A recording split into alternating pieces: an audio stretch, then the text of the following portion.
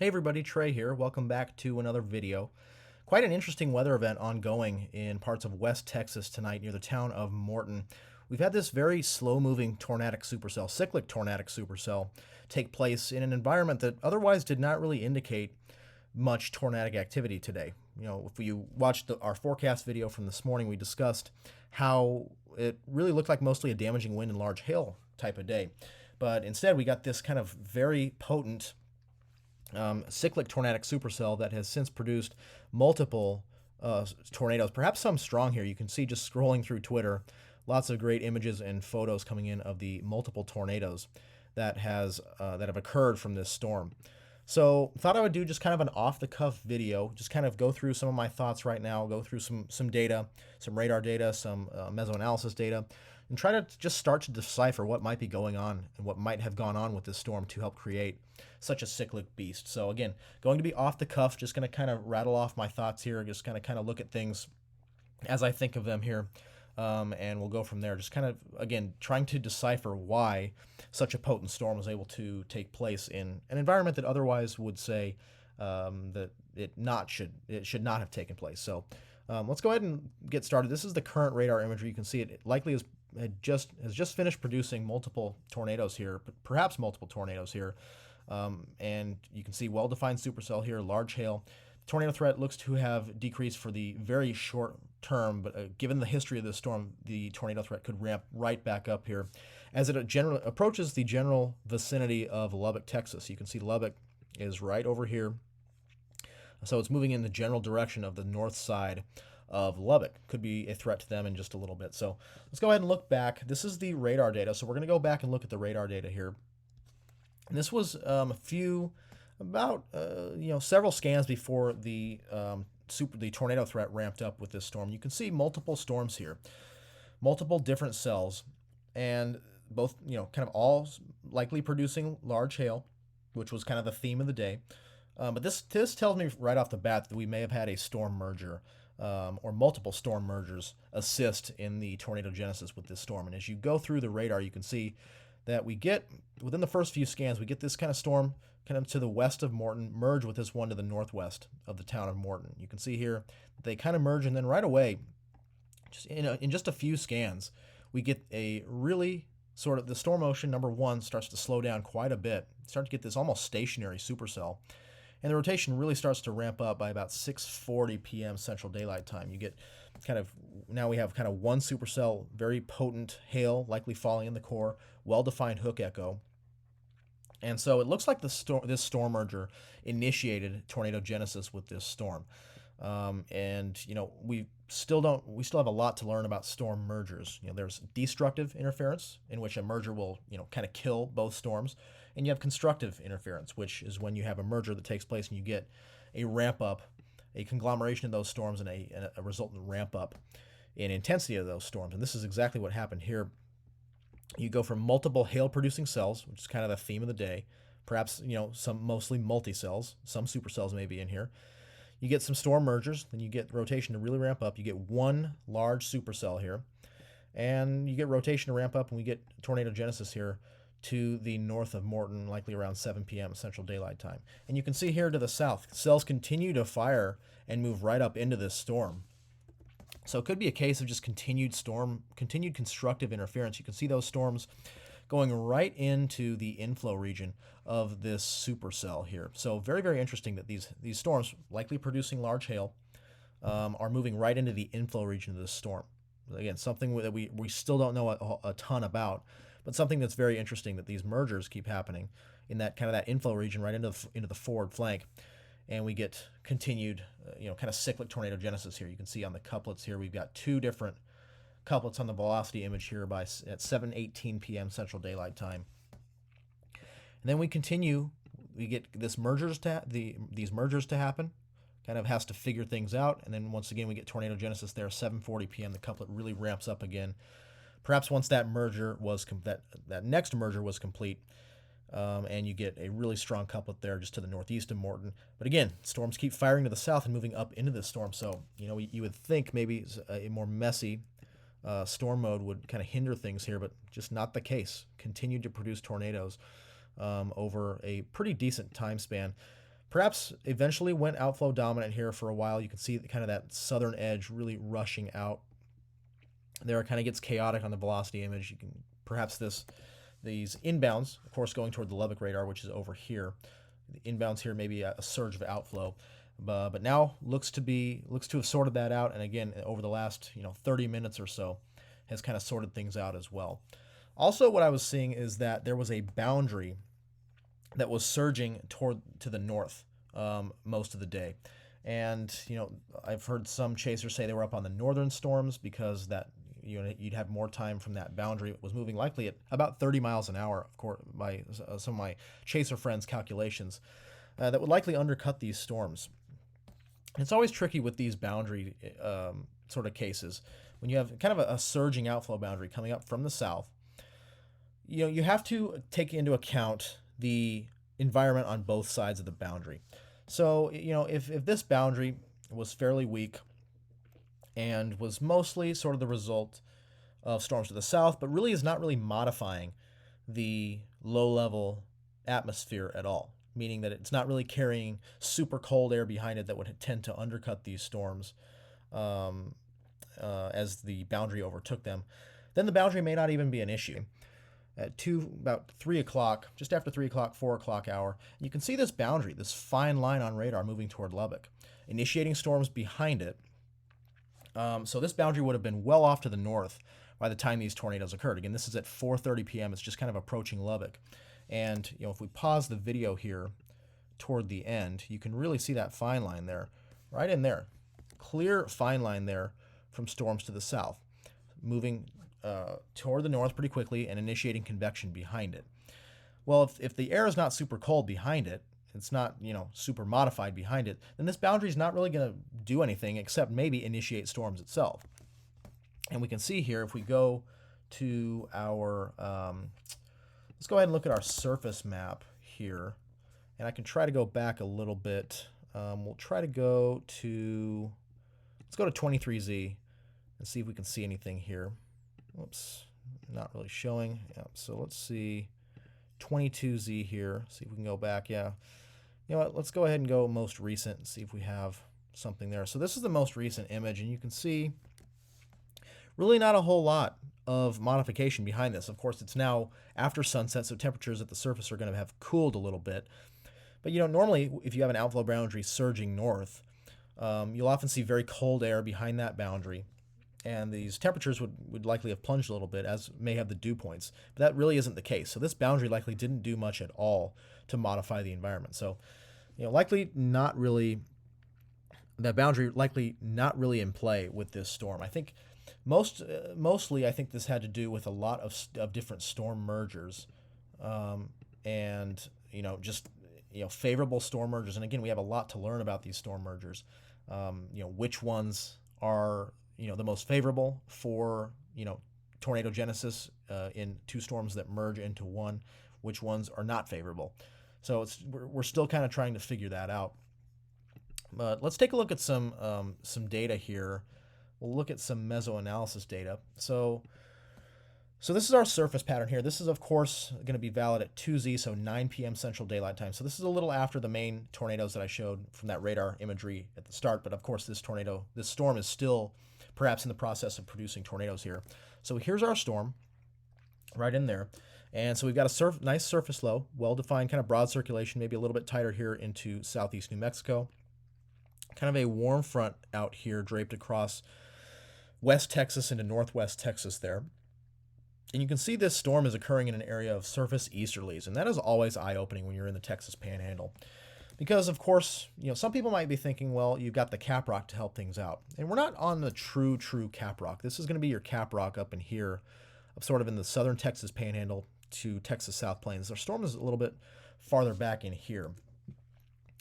But you can see the terrain does start to become elevated out here into West Texas. So you have these easterly winds going right up that higher terrain, enhancing lift. As we've seen, chasers call it cap rock magic. A little bit farther south, a little bit higher elevation, a little bit more, a little bit away from the actual cap rock here. But you've got these easterly winds bringing, upper 50s dew points. That's adequate out here. We've seen several events out here that just, it doesn't matter that your dew points are 55, 56. When you have easterlies or east-south easterlies going up the Caprock like we do here, we go back to our surface data, you can see clearly here, 15, 20, 30 knots moving up that higher terrain is going to help get the job done and perhaps enhance low-level shear a little bit. I do have a hodograph, a VWP from Lubbock, the Lubbock radar, at about the time that this storm was producing tornadoes. This is at 055 UTC, which is 7:55 p.m. Central Daylight Time, and you can see the hodograph, the vertical wind profiler here. Not a ton of turning in the low levels, but perhaps enough. You can see 0 to 1 SRH at 219 here. So maybe models were undersampling the storm relative helicity here, and maybe these more easterly winds moving up that higher terrain helped enhance the low-level curvature of these hodographs a little bit. You can see lengthy hodographs here, so supercell is definitely in play. Bulk shear very strong. You can see your bunker's right mover here, 217 at 11 knots. So these are very slow-moving storms, and you saw that from the radar imagery. Once they went through those mergers, it almost sat there just to the northwest of Morton, producing those tornadoes. So a little bit more curvature than maybe was forecast in the hodographs, a little bit more low-level shear. And if we take a look, let's take a look at our 500 millibar map just to kind of set the scene here. So we've got a nice little perturbation here in the flow across West Texas that may be a little bit convectively enhanced, but overall kind of zonal flow. Decent flow, 30 knots at 500. That's a little bit on the weak side, but definitely can get the job done in these kind of setups.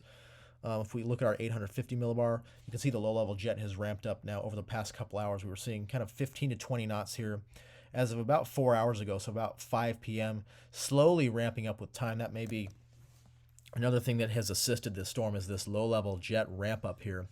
You can see 30-plus knots here out of the south-southeast, really aiding in enhancing those hodographs right now. If we take a look at the low-level shear storm relative helicity effective SRH, we probably see, wow, that's pretty incredible. We've got a bullseye right over that storm, 500 meters squared per second squared of storm relative helicity, effective SRH. So definitely a bullseye there as far as low-level shear goes. And you can see it kind of grew in there over the past couple of hours and just is kind of sitting right over that storm. So very, very interesting there. I think those low-level easterlies may be a little bit more out of the east than what forecast models were showing. We can actually take a look at that and see here. So I'm going to go to the NAM. We looked at the NAM in this morning's forecast video if you watched that. So I'm going to go back to the 12Z NAM and take a look at our surface winds here. See what the NAM was showing. So here's our surface pattern. So you can see through the day we kind of get these winds. So this is at 0Z, 7 p.m. So you can see these winds here. Definitely more southeasterly than what was forecast. So these winds kind of 20 knots out of almost south-southeast there, whereas we were seeing surface winds now almost out of the due east here, right along this kind of boundary here, this kind of wind shift, east-southeasterly to more easterly here instead of what the models were showing. And let's take a forecast hodograph here. We'll take one just east of Lubbock, right along that kind of differential heating boundary or temperature gradient there. Let's see what the 12Z NAM was showing for this area. So actually, that's not too bad. So we see large Cape, of course. We see a decent amount of curvature in the low levels, 0 to 1 SRH of 93. Of course, we looked at our VWP earlier, and that was definitely being undersampled. 219 meters squared per second squared, 0 to 1 SRH on our Lubbock VWP there from about the same time. So the NAM also was overdoing dew points a little bit. Dew points into the 60s here, only seeing about mid-50s just near and just to the east of that storm. We're now starting to approach 60 as we continue to get that moisture advection here as that low-level jet ramps up. But definitely a little bit of curvature here, but I think being undersampled by some of the models here, especially the NAM here. So very interesting. We can take a look at a couple more things here. Just for fun, I would expect the significant tornado parameter to be maxed out near that storm, as we do see here at STP maxed out near that storm because of that significant contribution from that enhanced storm relative helicity right along the track of that storm. So very interesting there. Instability, yeah, was good, and starting to get capped now, but I think that continued moisture advection is helping that storm along. We'll check in with our storm right now. Looks to have gone outflow dominant here. You can see kind of a surge out ahead of that. In inbounds, of course, again, our radar is over here, so we're getting inbounds here, gusting out from that storm. Still, though, very well defined hook here, so could get its act back together as it has many times this evening, and produce another tornado here at any time. But looks to maybe have gone outflow dominant for the time being. Let's go ahead and look at 0 to 3 kilometer Cape and vorticity. Not too much in the way of that. I don't think that's going to be hugely a contributor in this case. Maybe there is some enhanced vorticity kind of along that sort of. So I guess you could call it kind of the warm front, although I did kind of analyze the warm front as being more up in this region here on the SBC surface map. If we were to look here, there is kind of a definite sort of wind shift in here, and definitely kind of a temperature gradient there. That could be from storms itself, but definitely looks like a little bit of a wind shift maybe in here. So that may be aiding that enhanced SRH right along that boundary. So very interesting for sure. And I guess we'll kind of wrap things up here. Just kind of take a look back. Just a very interesting event. I'll play the radar loop in full. You can see just, I have a hunch that multiple mergers were the cause of this storm's, sort of quick ramp up. You just keep getting storms to fire, and storms got that storm, once it merged, kind of ground to a halt and just continued to merge, continued to produce tornadoes in an environment, that kind of otherwise wouldn't really suggest, a big tornado event. We'll take a look at the observed sounding here we'll go to Midland, Odessa here. Actually, let's go ahead and look at the Dimmit, Texas day, because that was a day that comes to mind for me as far as this event goes. Very, very similar progression. It happened on April 14th, 2017. Just going to show you a quick image of it. Just was a ridiculous, cyclic tornadic supercell that produced multiple tornadoes, including this very large wedge near the town of Dimmit. And it was very much the same. Let's take a look at the Dimmit, Texas proximity sounding there. This is from Cameron Nixon, posted this earlier, and you can see a lot of the same. 71 over 58, not really, super, doesn't kind of scream at you, oh yeah, we're going to see strong tornadoes from this kind of setup. Much of the same, large instability, steep lapse rates aloft, indicative of mostly a large hail threat. But Dimmit did have quite a bit of curvature in the low levels here, and I think that VWP I showed earlier was a little bit much more representative of the actual proximity environment than any sounding released from Lubbock would have been.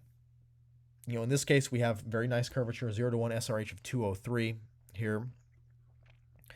And again, I think this was a low-level jet case as well.